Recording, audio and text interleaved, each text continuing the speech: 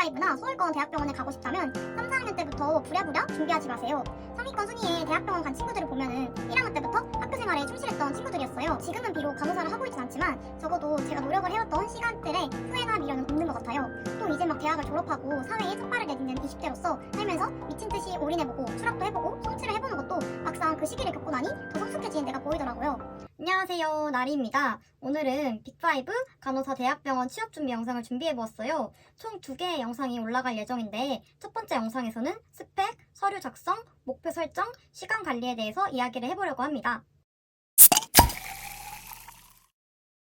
저는 자대병원이 없는 지방대 일반 종합 4년제를 졸업을 했고요.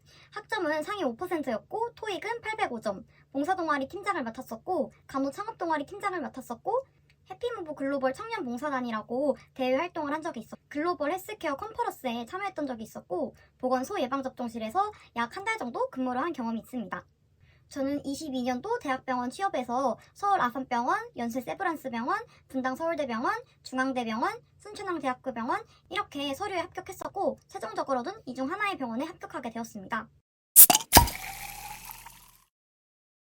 요즘 대학병원 취업하기가 점점 어려워지는 거 아시죠? 난 꼭 이 병원 안 돼. 이런 마인드로 취업에 임하시는 거는 굉장히 위험해요.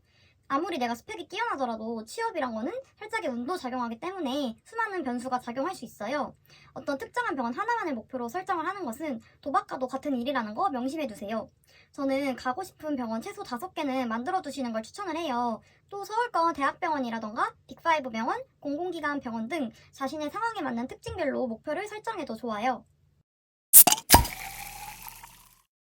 3학년 겨울방학 이후로 4학년 때까지 취업 준비도 해야 하고 병원 실습도 나가야 되고 학교 시험 공부도 해야 하고 아마 바쁘고 정신없는 1년을 보내시게 될 거예요. 보통은 초여름부터 상반기 공고가 올라오는 걸로 알고 있는데 서울의 주요 대학병원 취업을 준비하시는 분들이라면 어느 정도 빠듯할 수가 있어요.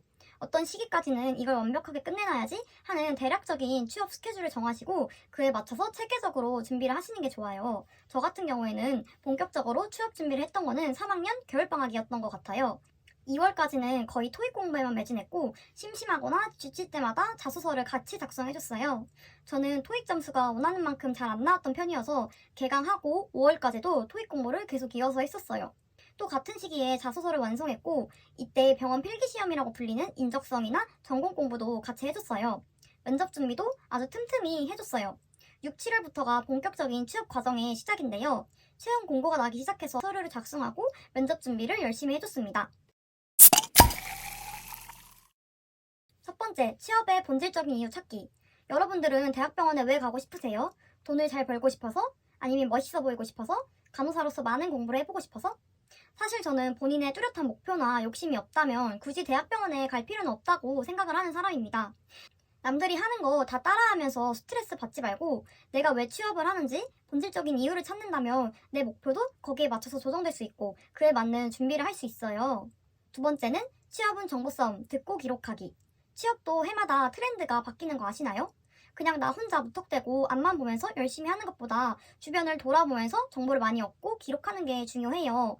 일단 우리 학교 선배들이 작년에 어떤 스펙으로 어떤 병원을 갔는지 선배들, 친구들, 교수님들과 소통하며 적극적으로 파악하시는 게 좋아요. 그러면 내 스펙으로 갈 수 있는 병원이 어느 정도 라인인지 현실적으로 보여요. 매년 취업이 어려워지는 만큼 보통은 작년 합격 기준보다 커트라인이 더 높다고 생각을 하시는 게 마음이 편하실 거예요. 물론 예외인 경우도 있지만 그건 정말 운이 좋은 거라고 생각을 해요. 일단 제가 직접 취업에 쓴맛을 보기도 했고 같이 취업을 준비했던 동기들을 보면서 저는 대학병원 취업이 점점 까다로워지고 있다는 생각을 해요. 또 요즘에 블로그나 유튜브, 네이버 카페를 보면 합격 후기 관련 정보가 잘 정리되어 있는 콘텐츠들이 많이 올라오잖아요. 최신 순으로 3년까지는 모두 보시고 여유가 있다면 5년까지는 모두 정독하시는 걸 추천을 해요. 이런 글들을 계속 접하다 보면은 내가 어떤 부분에 중점을 두고 취업 준비를 해야 하는지 어느 정도 감이 잡히실 거예요. 챙겨야 할 것들이 워낙 많기 때문에 투자하는 시간이나 돈을 효율적으로 활용하는 나만의 방법을 찾으셨으면 좋겠어요. 또 병원마다 좋아하는 포인트들이 살짝 달라서 분위기를 파악하는 데 도움이 되더라고요. 아마 취업 준비 단톡방도 생길 텐데 여길 들어가야 되나 말아야 하나 고민하신다면 전 무조건 들어가시는 걸 추천드려요. 저는 있는 것보다 없는 게 더 많았던 것 같아요. 물론 단톡방에 사람이 워낙 많고 다들 예민한 시기이다 보니까 100% 정확한 정보라고 확신은 못해요. 그 정보들을 다 수용할 필요는 없고 스스로 걸러듣는 필터를 정착하시면 좋아요.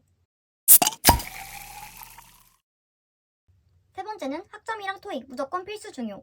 간호사 취업에서 학벌을 제외한 스펙만 보았을 때 전 학점과 토익이 매우 중요하다고 느꼈어요. 사실 자대가 있는 학교, 자대가 없는 학교의 학벌 차이로 학교마다 기준점이 다를 거라고 생각은 해요. 하지만 자대병원이 없는 지방대 일반 종합 4년제의 기준으로 말씀을 드리자면 봉사활동과 같은 부수적인 대외활동이 뛰어나지 않아도 학점과 토익만으로 취업 시장에서는 큰 경쟁력을 가질 수 있다고 생각을 해요. 물론 블라인드 채용이라고 해서 학점이나 토익이 낮아도 필기시험과 면접만으로 합격하는 예외 사례도 있어요. 그래서 제가 결론적으로 말씀을 드리고 싶은 건 대학병원을 목표로 하고 있다면 대외활동 경험보다는 학점과 토익 점수 상승을 중점으로 스펙 관리하시면 좋을 것 같습니다. 또 토익 외로 토익 스피킹, 오픽과 같은 다른 영어 시험에 도전해보는 것도 추천드려요. 네 번째는 어디서나 말조심, 동기들과 비교하지 말기. 취업 준비할 때는 말 한 번 잘못했다가 학교 전체에 소문나기가 쉬워요. 동기들과도 서로 도움이 되는 말만 주고받고 최대한 말을 줄이고 깊은 대화를 나누지 않는 게 좋아요. 누가 어디 썼다더라, 누가 어디 붙었다더라, 누가 어디 떨어졌다더라, 쟤는 나보다 등수도 낮은데 더 좋은 병원에 붙었네. 이런 식으로 서로 비교하실 필요가 하나도 없어요. 그러면 내 감정만 낭비되고 취업을 준비하는 기간이 더 힘들어지더라고요. 1등이라고 해서 다 서울 아산과 삼성과 같은 기업 병원을 가는 것도 아니고요. 좋은 병원이라는 게 병원의 이미지나 등수를 말하는 건지 아니면 내 상황에 맞춰 내가 정말 근무하기 적합한 병원인지 그 의미에 대해 고민을 해보시면 좋을 것 같아요. 다섯 번째, 미친 듯이 올인해보기. 저는 제 인생에서 가장 열심히 살았던 시기라고 말할 수 있을 만큼 취업 준비에 최선을 다했어요. 그만큼 힘들고 괴로웠던 순간들도 많았지만 원하는 병원에 합격을 했다는 그 사실만으로도 뿌듯하더라고요. 저는 지금은 비록 간호사를 하고 있진 않지만 적어도 제가 노력을 해왔던 시간들에 후회나 미련은 없는 것 같아요. 또 이제 막 대학을 졸업하고 사회에 첫 발을 내딛는 20대로서 살면서 미친 듯이 올인해보고 추락도 해보고 성취를 해보는 것도 막상 그 시기를 겪고 나니 더 성숙해진 내가 보이더라고요. 전 사실 토익 점수가 잘 안 나와서 6개월 내내 주말마다 시험을 보러 다닌 사람이었는데요. 결론적으로 엄청난 고득점은 아니지만 805점이라는 결과를 얻게 되었어요. 이 6개월 동안은 너무 답답해서 혼자 운 적도 많았어요. 긴장해서 밤에 잠도 잘 못 자고 친구들과의 만남도 점점 줄어들고 스터디 카페에 매일 출석하면서 혼자 불안하고 우울한 시기를 보낸 것 같아요. 이 경험을 통해 제가 어떤 사람인지 더 잘 알게 되었으며 인간관계에 대해서 되돌아보기도 하고 스스로 많이 성장할 수 있었던 것 같아요. 여섯 번째는 1학년 때부터 차근차근 준비하기. 우리가 소위 말하는 빅5나 서울권 대학병원에 가고 싶다면 3, 4학년 때부터 부랴부랴 준비하지 마세요. 상위권 순위에 대학병원 간 친구들을 보면은 1학년 때부터 학교 생활에 충실했던 친구들이었어요. 물론 1, 2학년 때 학점 관리에 관심이 없던 분들이 공부를 열심히 해서 3, 4학년 때 고학점을 받는 경우도 많이 봤지만 그 결과가 원하는 병원 취업까지 이어지는 경우는 일단 저희 학교에서는 못 봤어요. 절대 닥쳐서 준비하면 안 되고 1학년 때부터 차근차근 기초를 쭉 쌓아두셔야 돼요. 특히나 지방대 출신이라면은 1학년 때부터 공부 열심히 하시고 고학점을 받아두시는 게 중요해요. 요즘에 대학병원 취업이 점점 어려워지고 있는데 절대 만만하게 보면 안 되겠더라고요. 취업할 때 가장 먼저 하는 게 바로 서류 작성일 텐데요. 저는 첫 서류를 작성했을 때 너무 떨리고 긴장되었던 것 같아요. 사실 자소서랑 면접은 이미 어떤 식으로 준비를 해야 할지 다 예상이 가는데 서류 작성은 괜히 어색하더라고요. 그래서 제가 취업했던 당시 22년도 서울 아산병원 서류를 들고 와봤는데요. 본격적으로 작성을 하시기 전에 저랑 맛보기로 하나씩 살펴보도록 해요.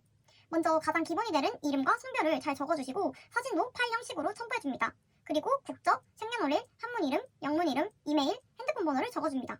지원 분야도 간호사 신입 등본으로 정확히 확인해주는 게 필요합니다. 또 주소, 종교, 특기, 취미, 가족사항을 차례로 적어줍니다. 저는 특기랑 취미 쓰는 게 가장 고민이 되더라고요. 그래서 자소서 내용을 참고해서 특기는 자원봉사 기획, 공모전 참가, 취미는 조깅, 블로그 글쓰기, 사진 촬영, 적금이라고 적었습니다. 취미로 적금은 왜 적은지 살짝 이해가 가지 않네요. 그리고 가족사항도 하나하나 꼼꼼하게 채워줍니다. 그리고 간혹 추가 질문으로 희망 부서를 적으라고 하는 곳이 있어요. 이거 적을 때 꽤나 신중하셔야 돼요.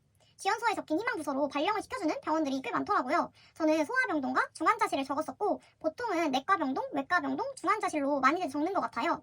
다음으로는 졸업한 고등학교와 대학교 이름과 재학기간을 적어줍니다. 성적을 적는 난도 있는데 아산병원은 특이하게도 학년별, 학기별 모든 성적을 다 적으라고 하더라고요. 물론 성적 증명 파일을 첨부하기는 하지만 숫자 하나라도 틀리지 않게 재차 확인하는 것은 필수입니다. 그리고 공인 외국어 시험 점수, 해외 경험, 자격증, 컴퓨터 활용 능력, 수상 경력, 봉사활동을 차례로 기입을 합니다. 외국어 점수는 보통 토익이나 토익 스피킹을 많이 쓰시고 자격증은 BLS 거의 다 갖고 계신 것 같더라고요.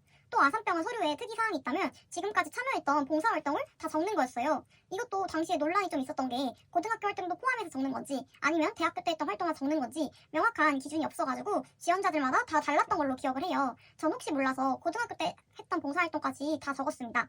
마지막으로 자기소개서까지 적으면 서류 작성은 끝입니다. 이거 하나 작성했다는 것만으로도 몇 번을 검토하고 신중을 기울이게 되더라고요. 작성을 한 후에는 다시 처음부터 쭉 확인하면서 실수 없이 잘 제출하시길 바랍니다. 지금까지 빅5 간호사 대학병원 취업 준비 영상으로 스펙, 서류 작성, 목표 설정, 시간 관리에 대해서 이야기를 해보았어요. 다음 영상에서는 제 합격 자소서를 공개하고 함께 분석해보도록 할게요. 지금까지 시청해주셔서 감사합니다.